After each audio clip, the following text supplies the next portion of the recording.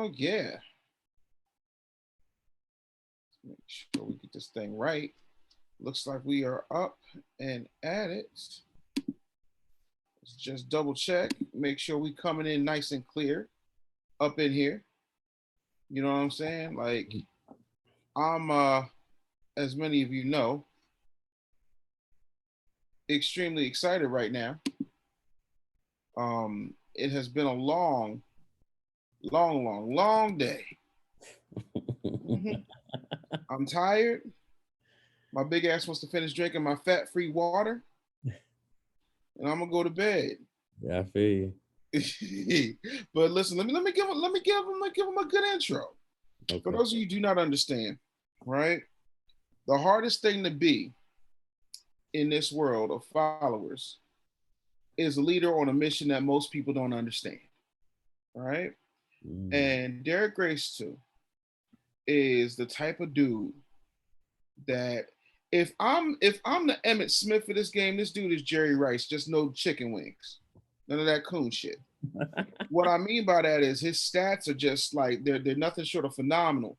So much so that when we were talking to David Banner earlier, he says, and I quote, I don't know if he has like some type of like machine or something, but every time I put up something, he buy it in 90 seconds. Yeah, for sure. You know, I don't know. Um, I don't know if you know how it is you do what you do. What I do know is that you are big on support. For Hmm. people who are not familiar with you, you stress one thing that I find very important, and I think you know taking care of yourself, and not just from a financial standpoint.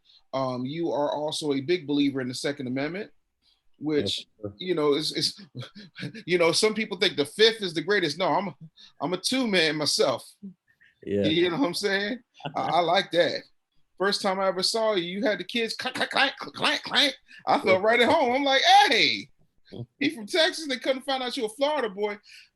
Not only that, like you got an 8-year old who has, I think, what, two, three businesses? I know it's like a doll business, and She she sells slime, right? yeah. She'll be launching the doll. I don't know the exact month, but in the next, but somewhere between summertime and wintertime, she'll be launching her action figure. Right. You have sold in-home banking board games out the trunk. First of all, it's $150 game and it's worth every damn penny. Appreciate that, bro. I Yeah, got my copy, we even have, though I'm not gonna bitch at you for the fact that you promised you was gonna sign it, but your punk ass ain't sign it. But well, you know what? you got the quarters out though. That day, I just ran out the building when the event was over. I got up out of there and went to my hotel and went to sleep. I know that's right. I know that's right. But the ill thing is, man, I am so happy to be talking to you because you understand the importance of innovation and seeing things even when the whole world says you nuttier than hooker spit for believing what you believe. Right, right. And like having the game for all the gaming systems and the amount of money you make versus the amount of money you invest and reinvest. And I think people don't understand that part of it. They're like, oh, they chilling, what they complaining for, they making money, blah blah blah blah Right. blah. But it's like y'all don't get it. Even Banner says like, yeah, y'all, you can't count nobody else's money, but you know I don't know where you are, but I'm literally, and I'm being conservative, saying 85% of every dime that the company makes goes right back into the company. Right. What's your number on that? So big bro, this like a good way to put it, right? So last month I made history, like my own personal history, but last month was my best month ever. Retail alone in March from March 1st to March 31st, I did $707,000 in those 31 days. Now that number looks amazing, but the budget for the video game is like $1.2 million. So like a lot of people don't understand that to even make that amount of money in a month, it's gonna cost you like a buck 50, 200,000 easy just to pour right back in to meet that high volume of sales. And Mm-hmm. then also like the great relationship I have with the developers of the game, like it's an installment, so I pay them 65K a month. So like people see they hear like the growth, but nobody focuses on like what you actually netted or what do you have liquid or what's the actual profit.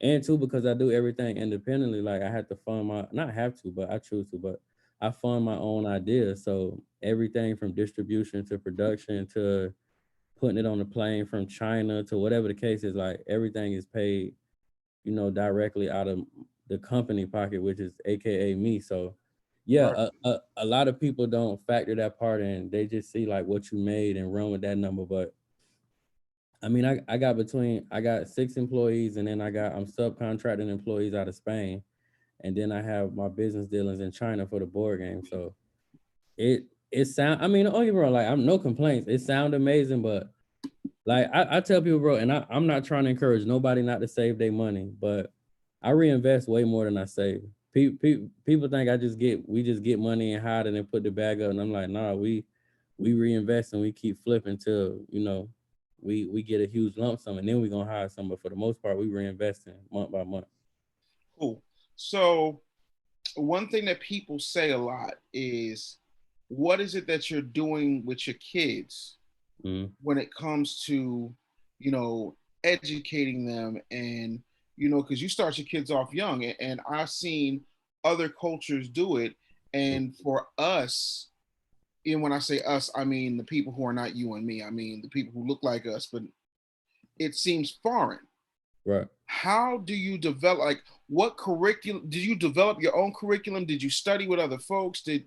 How did you say, okay, when you had your oldest kid, like, okay, this is what I'm going to do, this is how I'm going to break this down, and this is how I'm going to teach these very complex concepts, because there's a whole bunch of people with MBAs still haven't started a business yet. So Right. Right. how do you break that down? I mean, well, I'm grateful for the fact that especially my two oldest, Mm-hmm. that was at a transitional period for me when I was like I've been an entrepreneur 8 years. My Mm-hmm. daughter's 8, so she was like dead smack in the struggle phase, the figuring it out phase. So they retain information very well. And I ain't gonna lie, bro. I'll tell anybody they do retain information much better than the average child does, and I think that's because like they were almost forced at a certain part of their life to mature faster than most children because they had like predominant like okay, so they have different moms. My oldest two, like Right. one's mom was in Kuwait, uh, not Kuwait, somewhere Korea. She was in Korea in the Air Force, and then the other one, she was going through personal issues. So I had my daughter the bulk of the time. So like, you don't get me wrong, like I'm only like 23, 24 at this time.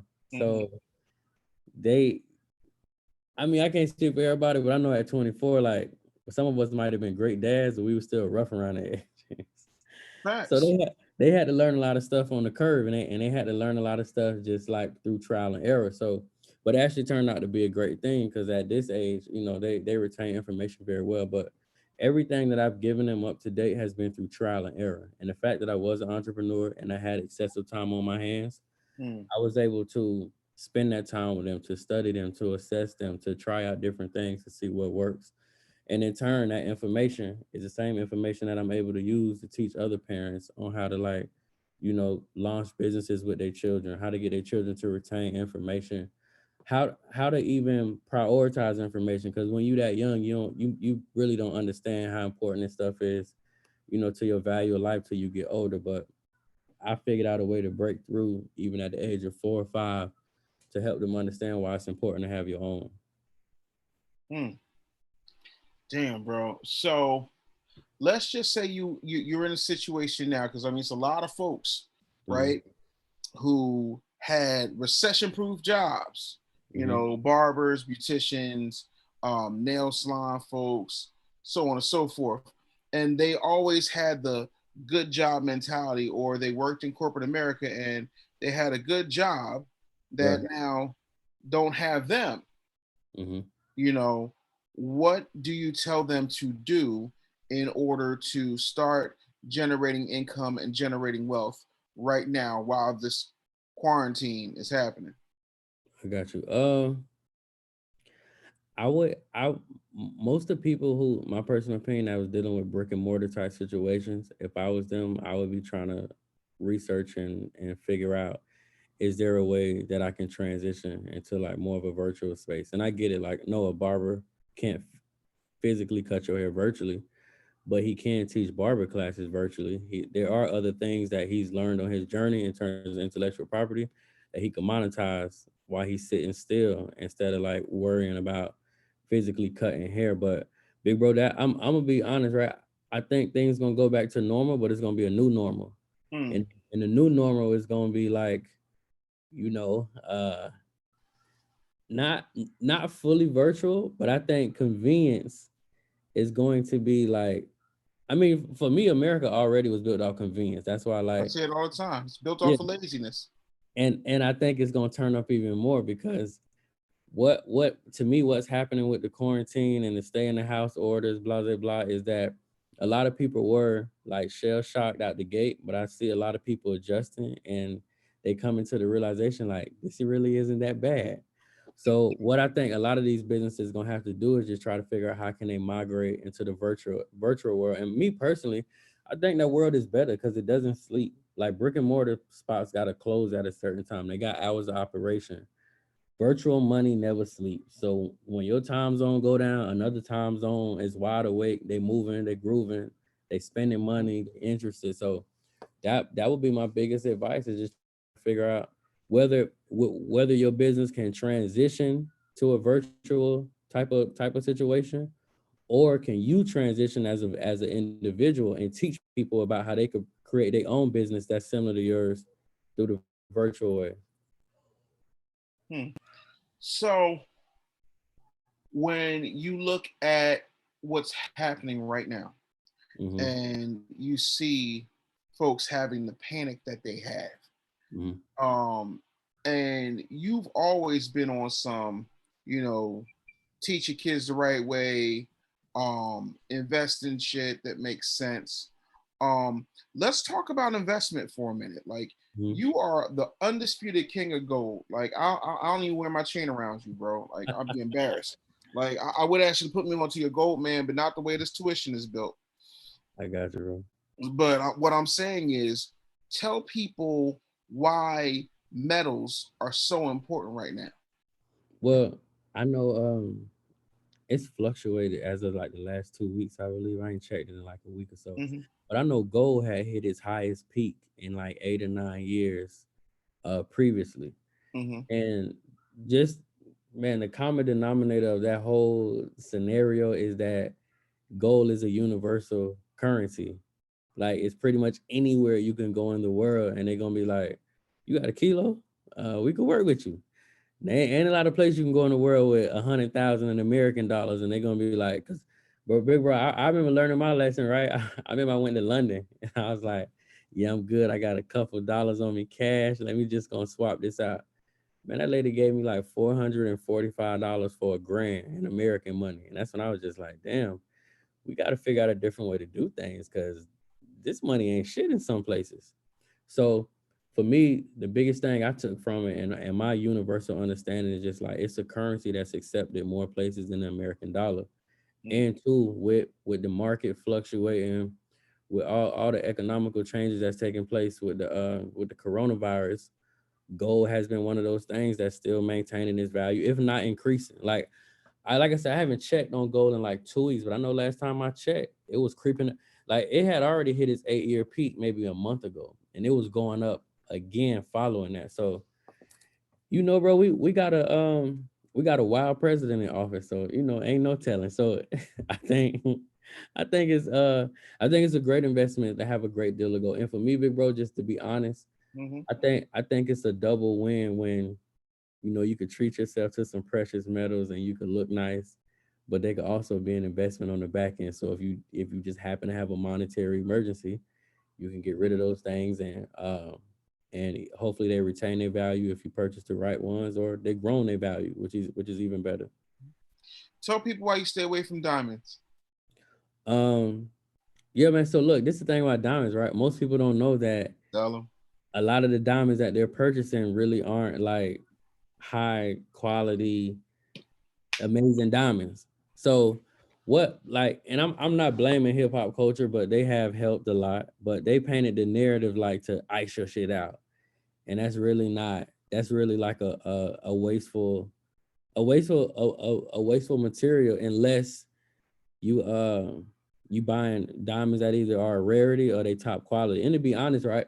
So I just learned what a loop is within the last year or two. But I see people that have spent like $1 million on jewelry and don't even know what a loop is. They don't even know how to pick the loop up to look at the diamond. So no, man, that's where a lot of them get caught slipping, just following that narrative of who gonna have the shiniest, and then you come to realize your diamond weight outweighs your gold weight. And then when you think you're gonna retain your value or you're gonna make something off the jewelry when you no longer want it, you kind of find out like, yeah, your piece weigh a kilo, but 3/4 of it is these cloudy diamonds you got, and a quarter of it is gold. So I know you paid 100,000, but you know, here go 10,000 back.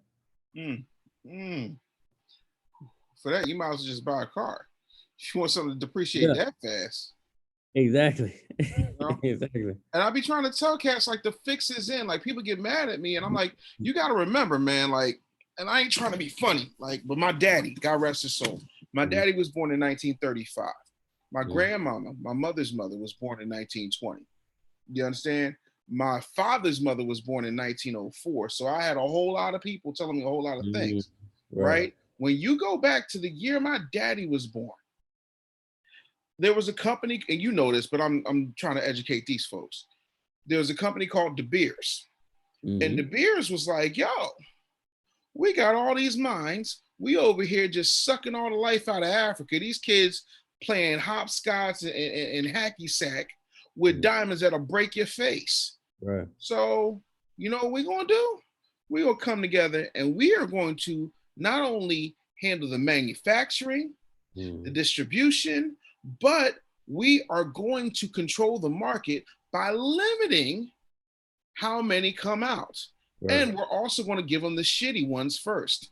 But Right. how do we get people to switch? If you go back prior, like if you look at old silent movies, if you look at, any type of history books, and Mhm. you look at the jewelry that people were wearing, those weren't the stones that people were after. It was rubies and Right. you know what I'm saying, other precious stones. It wasn't diamonds. Diamonds wasn't anything.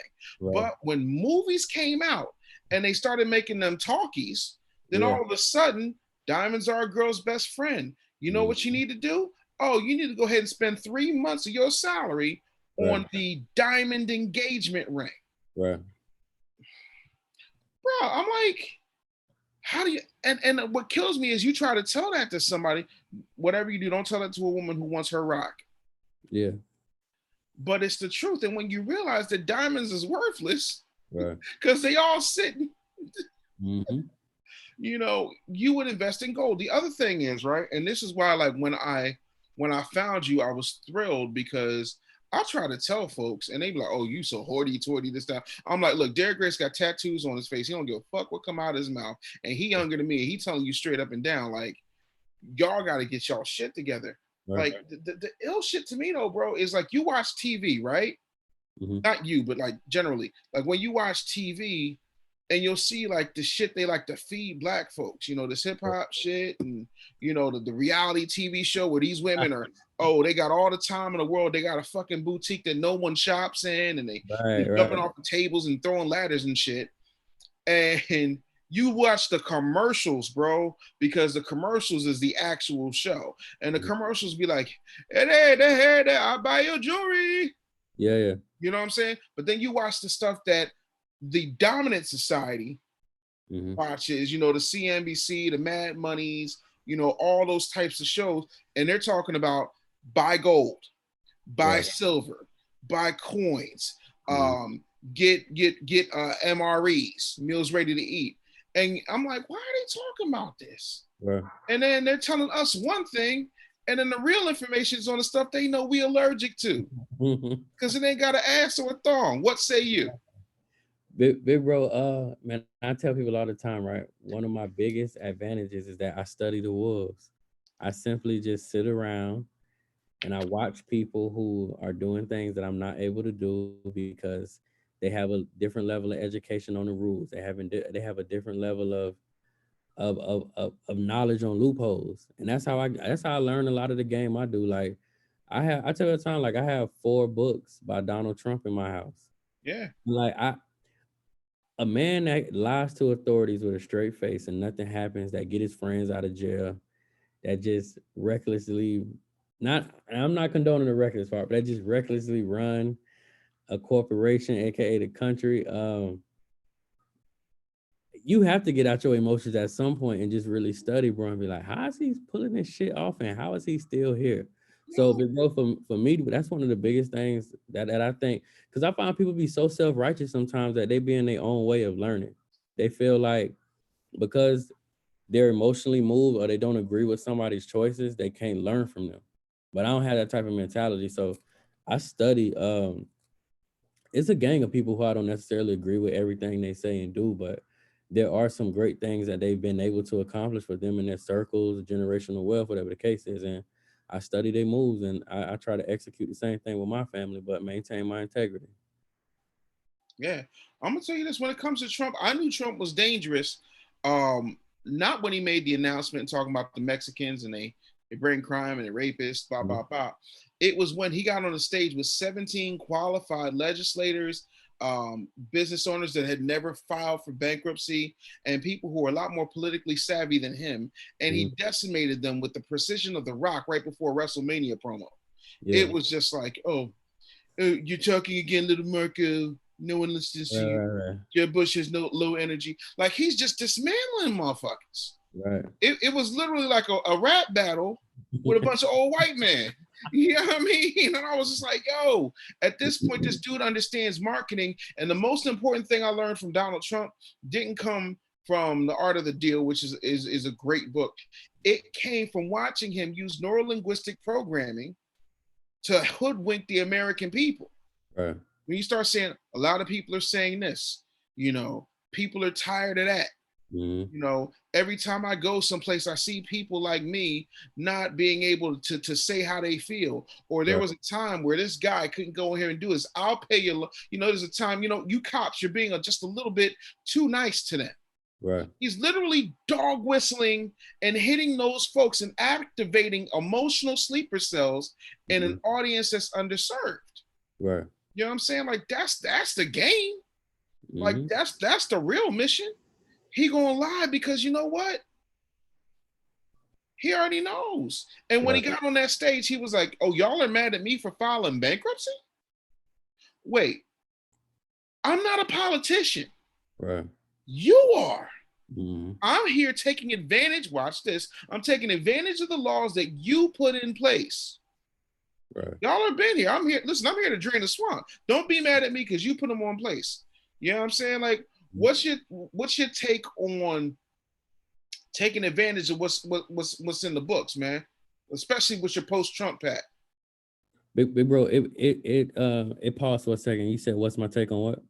What's your take on taking advantage of the laws and the loopholes, especially when you put together something like your post-Trump pat? Okay, I got you. I got you. To be honest, big bro, I think that's the only way that we're going to actually move forward. Uh, I mean, I don't feel like we stagnant. I feel like we always moving forward. I see amazing things year in year out with our culture. Mm-hmm. But I think the only way that we gonna make like a heavy amount of damage on whatever it is we're trying to get done as a collective is to take full advantage of those loopholes. Like I tell people all the time, I feel like the rules was made for the poor and the lazy. So the rules are made for the poor people because they don't have the means and the resources to invest in the information. And then you just got the lazy people who just know damn well they could be doing better, they see better, but they practice willful ignorance. They just choose not to do better. But I really do feel like what a lot of us are like. I just really feel like a lot of us are in our own way, and it's a time, especially right now, like this is a time where you got to get out your own way. You got to see the game for what it is. Especially like I'm seeing like the loan forgiveness and the stuff they're giving out to entrepreneurs and this and that.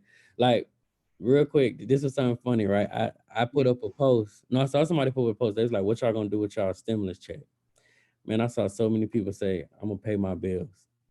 And I put up a tweet. I say, "Look, I ain't trying to tell none of y'all how to spend y'all money. I ain't trying to tell none of y'all to be irresponsible. But if you've been waiting 6 years on your money, you finna wait 6 more months because I'm finna flip this 1,200 8 times, and then I'm gonna set up an installment and then pay you back whatever I owe you over the course of the next 2 years, if the interest ain't too high.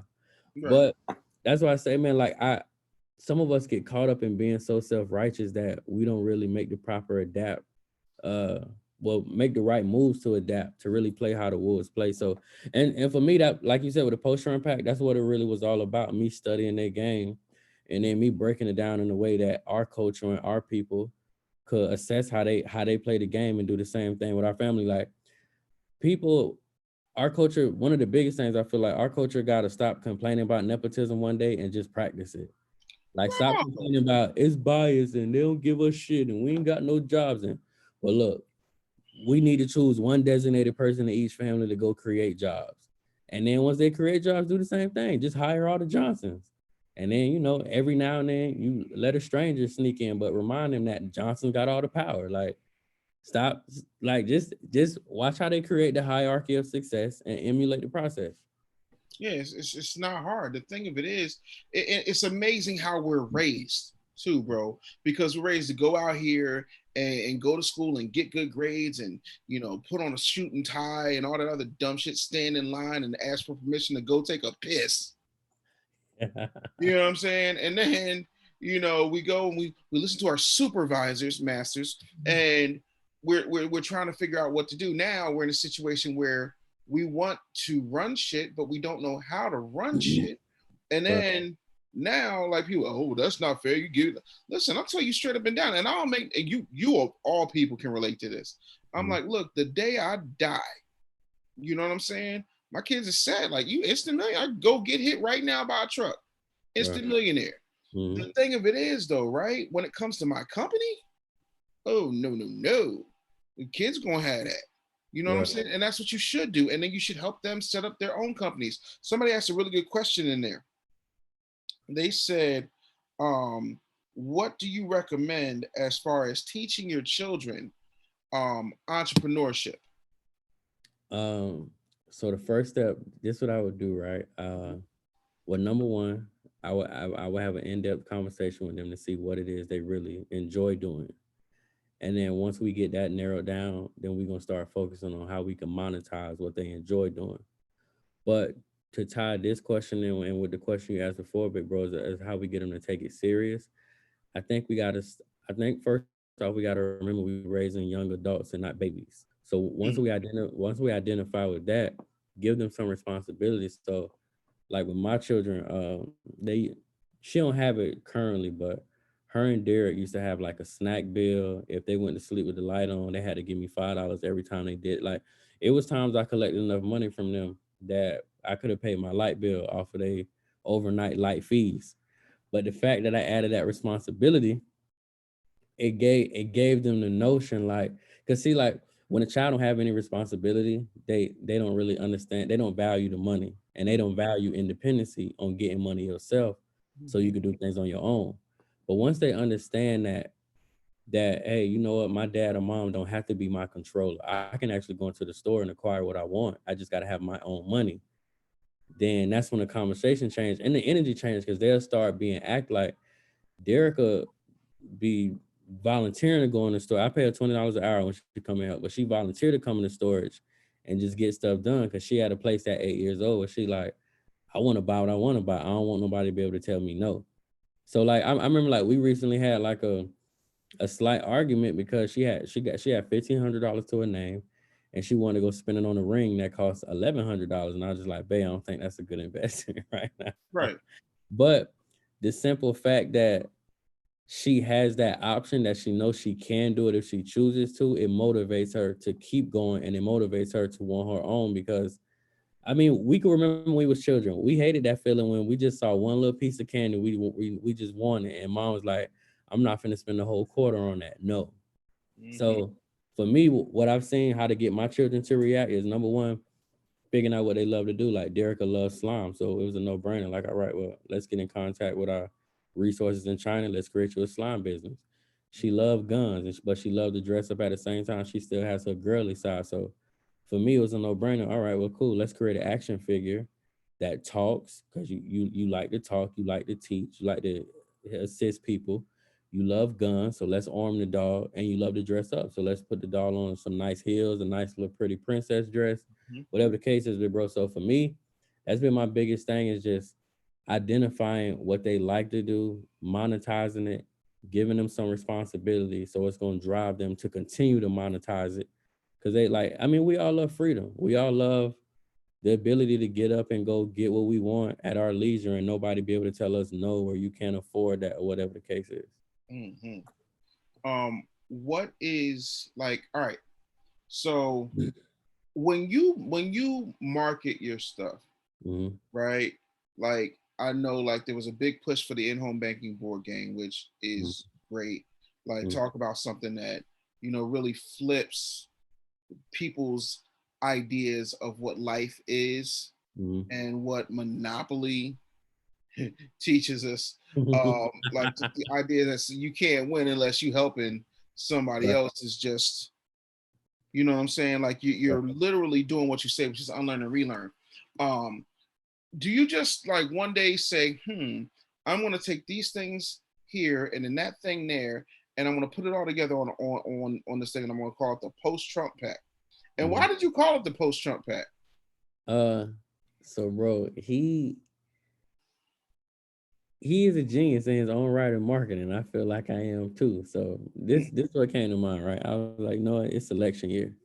This man name gonna ring bells outside of him being crazy. And I was like, he has a strong social media presence. He get everybody turned up when he tweet. He Mm-hmm. just he get the people reactive. And I was like, well, you know what?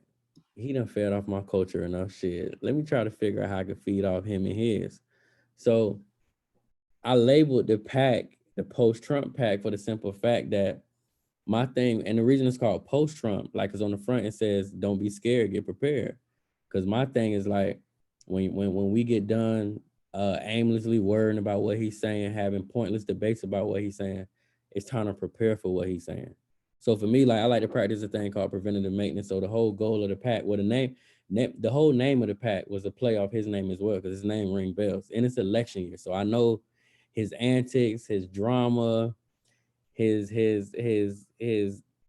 what seems like uneducated press conferences, everything gonna be ringing. So that pack gonna be synonymous with his name. Like once, like, and it's edging people's brains at this point. So every time you see this guy, you're gonna think like, post Trump pack. So for me, I want to play off the marketing by using his name. And then secondly, with the post part and it just being scared, it was also a genuine play because I see so many people that just caught up in a reactive state. They be like, "Oh, well, Trump making us lose jobs. So you gonna keep talking about losing a job, or you gonna go hustle and try to create one?" So that's my whole thing. Like, I don't really care for the problem. Let's just focus on the solution and keep it moving. All that complaining and worrying shit ain't gonna solve nothing. Mm-hmm. So here's one, because I know you get a lot of questions about, well, I ain't never started and I don't know this, that, and the third. But let's just say that you're doing okay, Mm-hmm. right? Like, let's just say you're making, let's be conservative here. Let's say you're making a buck 45 a year, Mm-hmm. 145K. Um, what do you do in order to really level that money up and get it to turn a profit quickly so that you can, um, really secure your family's future? Like, what are the first, let's say, three things you would do if you're First, making 145K a year? You still got to live, you still got your kids, you still mm-hmm. got your bills, Mm-hmm. but 145 is literally what, 5 times better than the national average. So, Right. what do you do? Um, what would I do? Big bro, my honest opinion, if I had 145, I would definitely be trying to allocate a small fraction of that to open businesses for my children. Like, I don't care if they was only netting 5-10 grand a year. Cause my big bro, my whole thing with the family, especially, I want everybody to be power players. So many people get caught up in wanting to be the head honcho and everybody lean on them. Like, I don't want to be that guy. So I know I definitely would be trying to allocate funds to put my family, not my family, my children in business.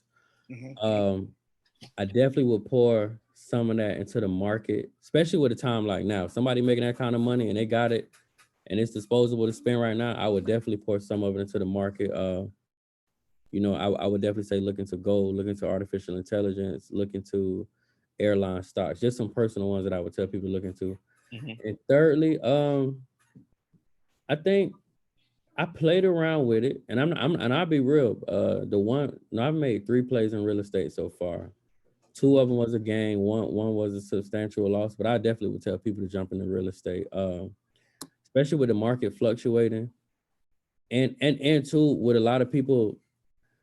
Like I hate to put it this way because I don't want to make it seem like what's the best way to put it?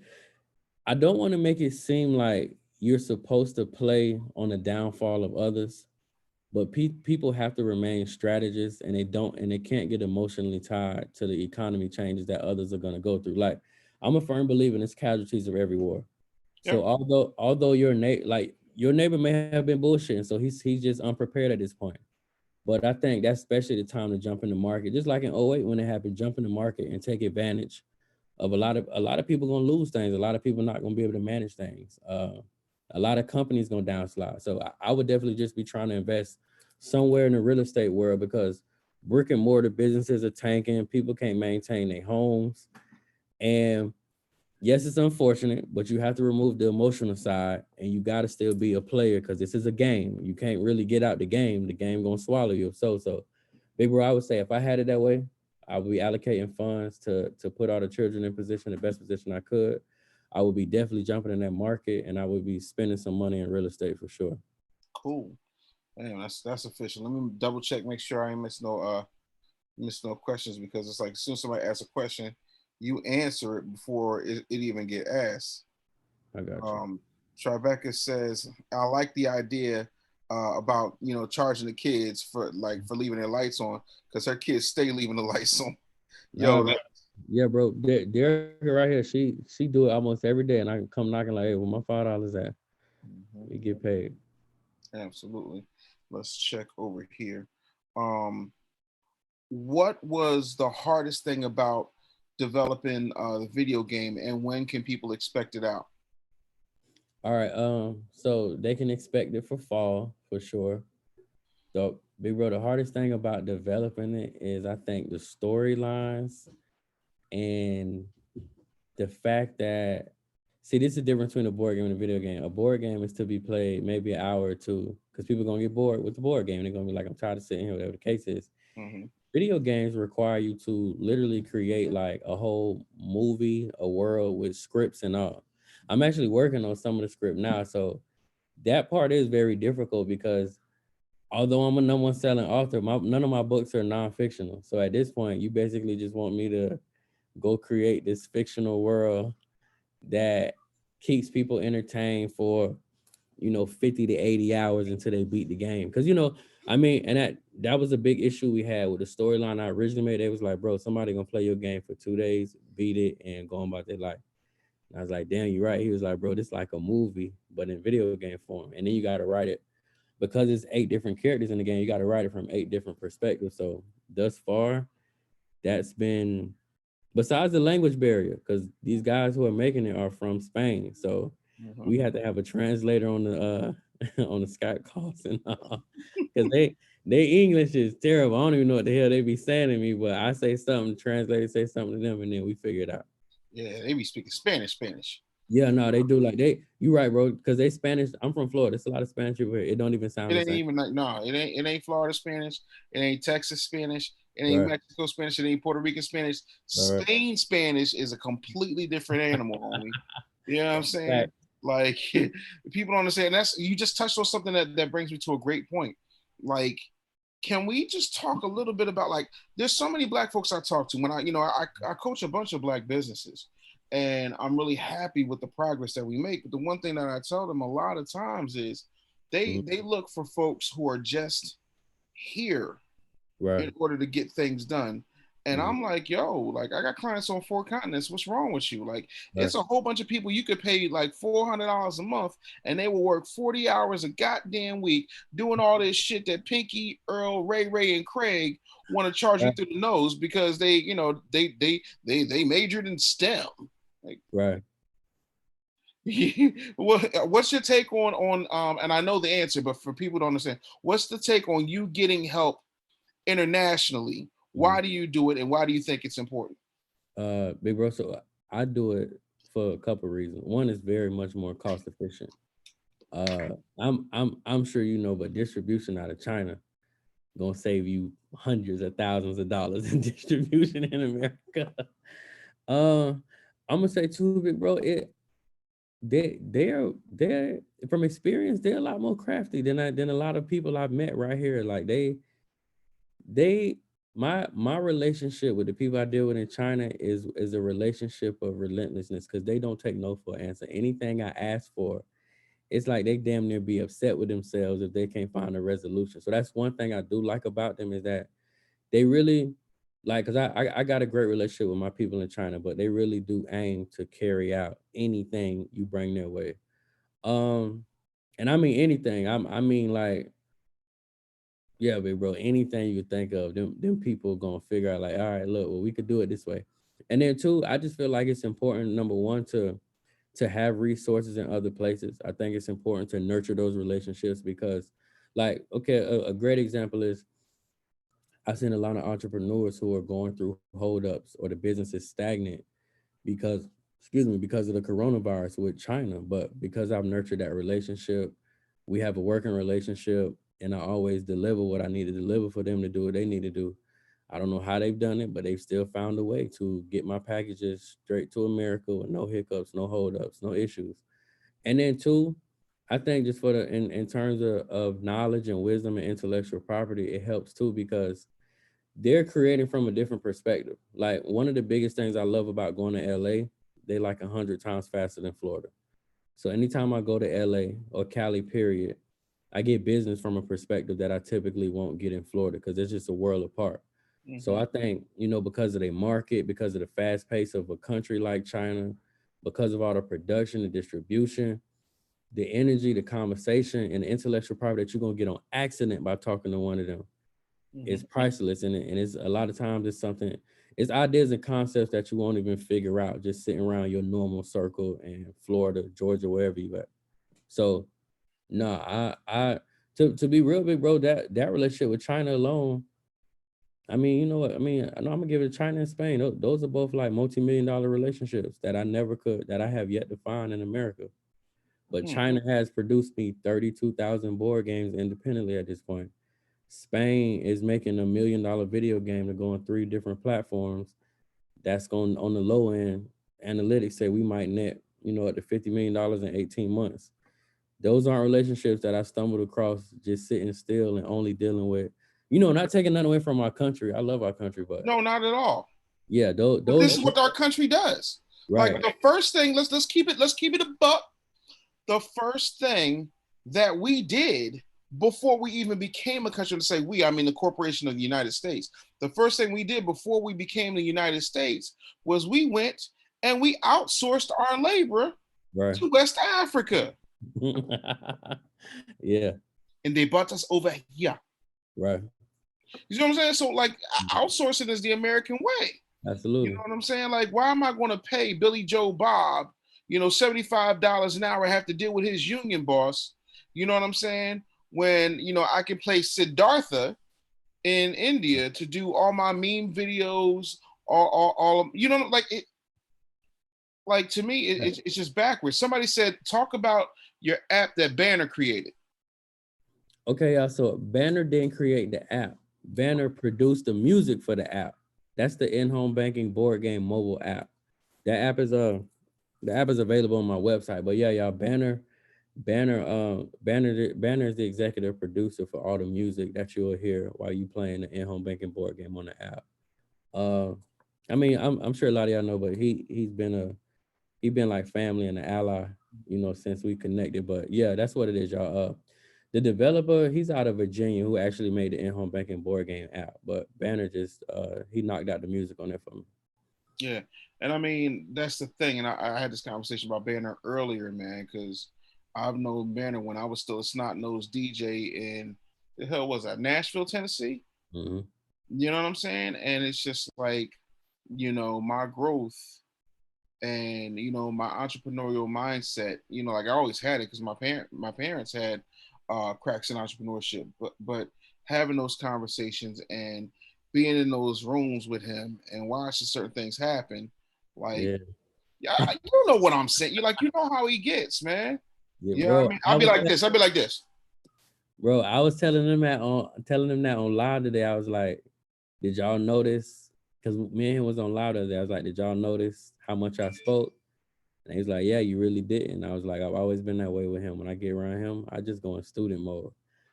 I was like, because when he take over a room, he take over a room. Like Right. he command that shit and he gonna kill it while he there. So yeah, no. Anytime I'm around Ben, even when he call, I just be quiet. I'm gonna say a couple words, but for the most part, I'm gonna let him do his thing.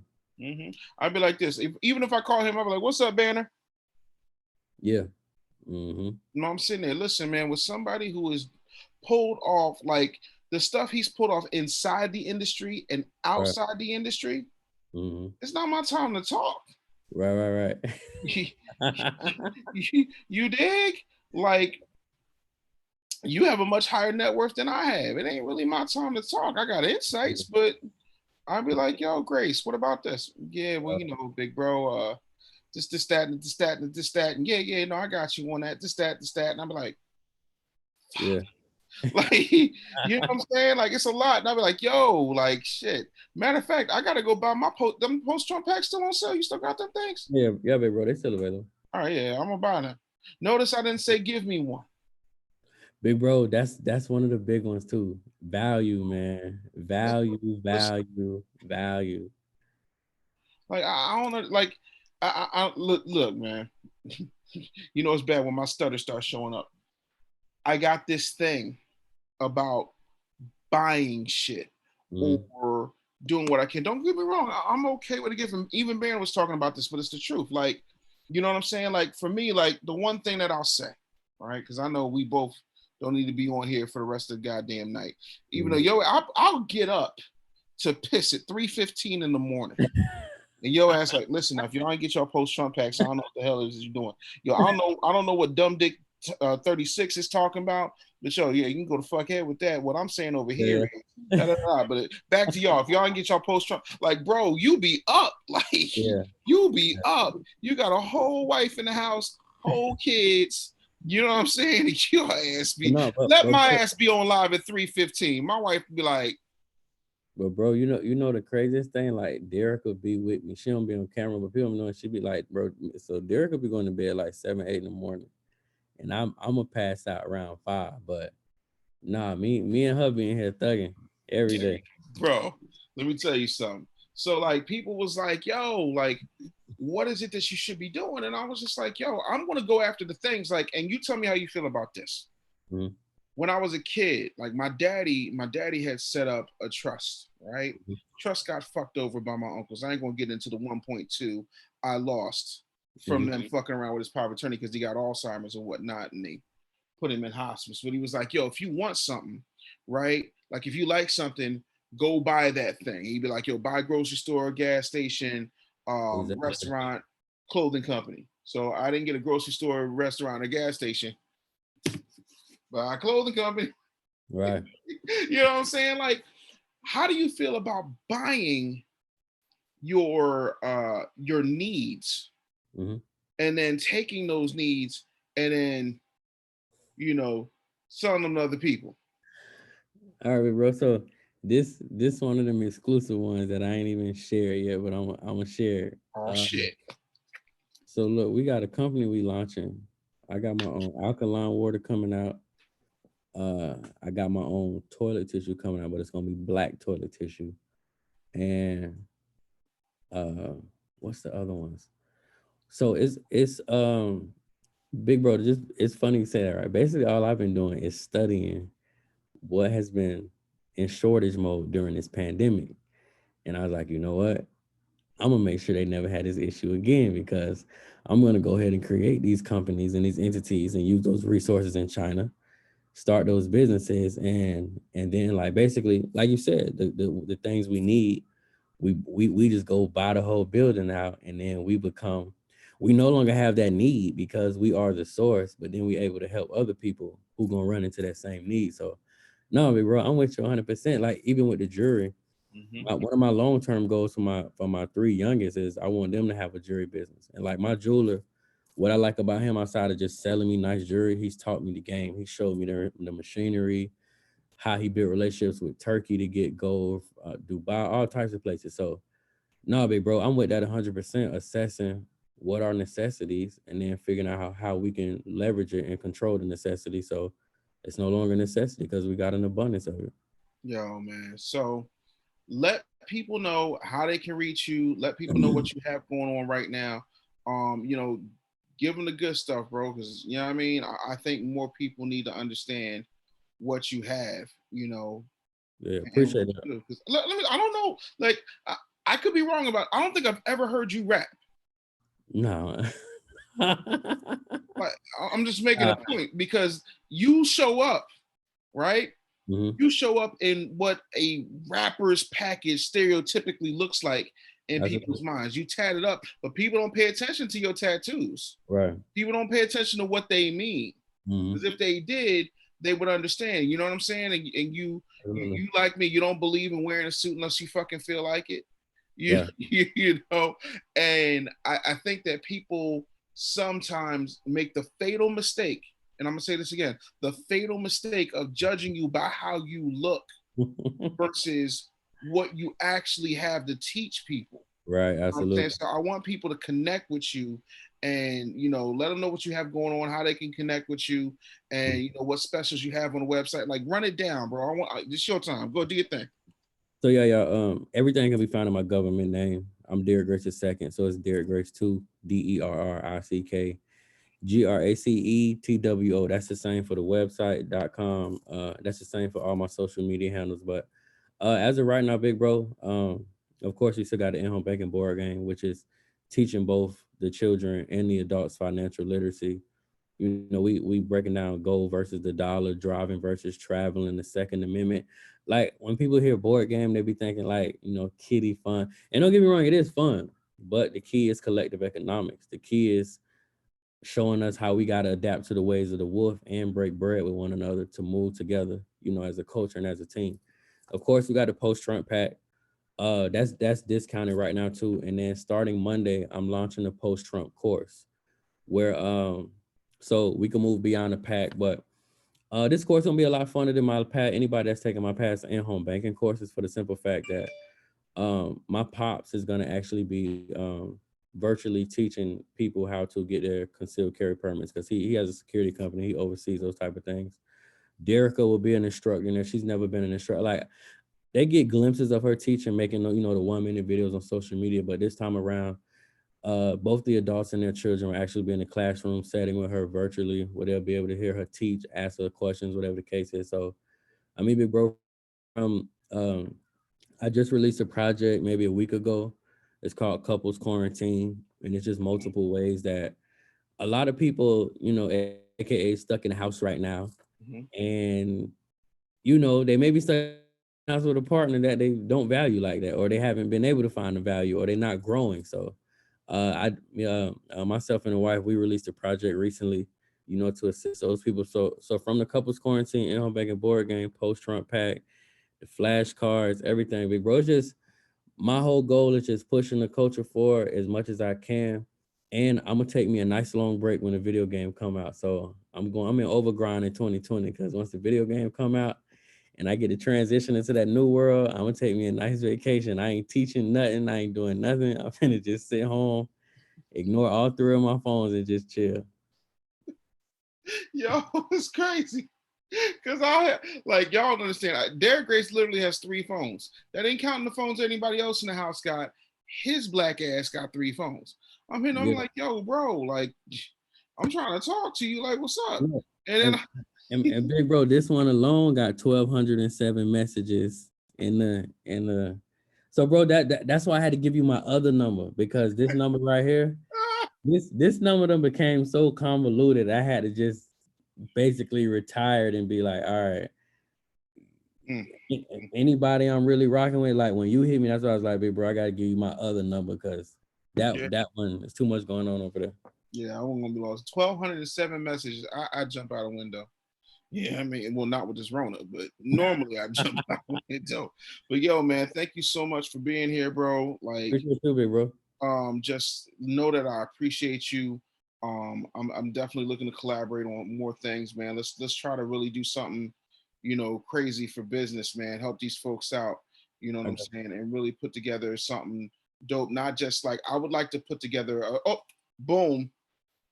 I'm gonna stop the live stream because I don't want these. Know what we're gonna do, but I you. got an idea. So you stay put. All right. Everybody, thank you for checking out CoronaCon. Now here's the ill shit. Tomorrow at 9 a.m. we're going to make an announcement exclusively in the CoronaCon group. So if you have not registered, go to www.coronacon.live. Huge announcement coming up. I need to go tell my little brother something off air. But thank you so much for being here. Thank you to all our participants. Thank you to my team. I'm tired as fuck. I really want to take like 13 days off for this shit. I love, me, I talk business all goddamn. I'm so business out. After I tell you what I got to tell you, I'm gonna go downstairs and get me some more fat-free water. You know what I'm saying? And going about my business. But yo, man, I appreciate you, bro, and I love you. Hold Appreciate tight, you, y'all. bro. Stay in. See y'all.